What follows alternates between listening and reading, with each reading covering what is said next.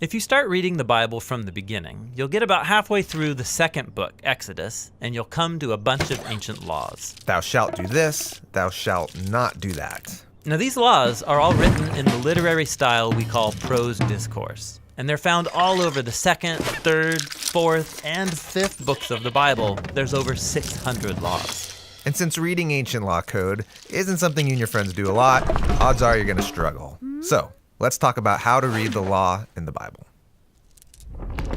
So the first thing to remember is that the Bible is not a behavior manual with a complete list of what to do and not to do to make God happy. Right, the Bible is an epic narrative. But in the story, God does tell people what to do. For sure. The story begins with God's plan to rule the world through humans who will trust him and live by his wisdom.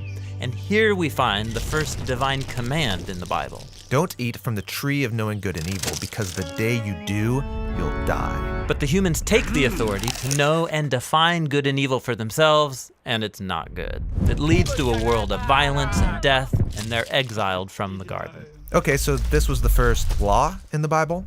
Well, it's the first divine command, and it invites people to trust God and live by his wisdom. And so while it's not part of the laws given to Israel, it does foreshadow them because those too are invitations to trust God's wisdom. So when do the laws of Israel come? Okay, here's the story. Israel is enslaved in Egypt, so God saves them and then invites them into a covenant relationship, like a marriage. And the laws make up the terms of that covenant. And so do we get a catalog of all these laws that God gave Israel? Actually, no, we don't get all of the laws, only examples. And these have been strategically placed in between stories about how Israel keeps violating the laws.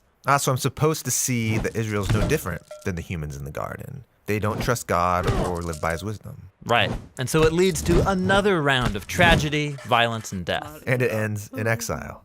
And so while the laws are good and show God's wisdom, they also expose Israel's inability to be God's faithful partners. I'm following.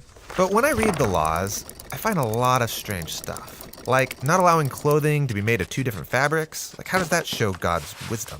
Okay, so it's important to realize that many of these laws are ancient ritual symbols that set Israel apart, that is, made them holy.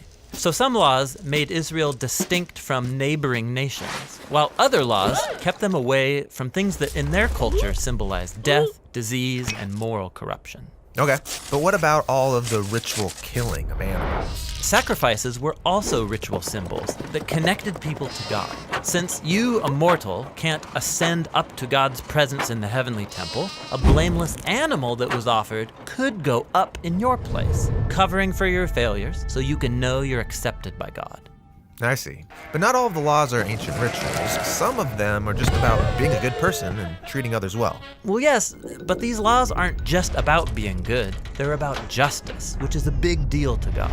On the first page of the Bible, we learn that every human is made in God's image and is worthy of dignity. And these laws apply that ideal in Israel's day. In fact, these laws still underlie many of the concepts of justice and equality that we take for granted today. But some of the laws don't seem just, like laws that allow for slavery. Well, if you look at those laws in their ancient cultural context, you'll see that God's working with Israel as he finds them, pushing them towards justice. So slavery isn't abolished, but it is undermined. For example, Israel was supposed to reenact the Exodus liberation by releasing slaves and forgiving all debts every 7 years. This was revolutionary in the ancient world. All right. Now, what about all the laws about Sabbath rest on the seventh day and all the 7-day feasts? I mean, what's up with all of these sevens? Yeah, so these laws about sacred time are all connected to the first creation narrative in Genesis. God brings order out of chaos in 6 days that each have a clear beginning and end. But when you get to the 7th day, it has no end. That's because it's pointing to the ideal of humans partnering with God in his rule and rest. All of these 7-day feasts are rituals that symbolize humanity's true purpose and future hope. Okay, so all of these laws given to Israel can fit into those basic categories. Yes, and each category expresses a core ideal of God's wisdom. And the laws show how those ideals should be applied in the culture of ancient Israel. But as the story makes clear, Israel failed at fulfilling the law over and over. How is God going to get humans to trust his wisdom? Well, Moses and the prophets after him trusted that one day God would transform the human heart, so people can be faithful covenant partners who trust his wisdom. And that brings us to the story of Jesus. Yeah, Jesus said he came to fulfill the law. Right, he was the faithful covenant partner that Israel and all humanity was made to be, but has failed to be.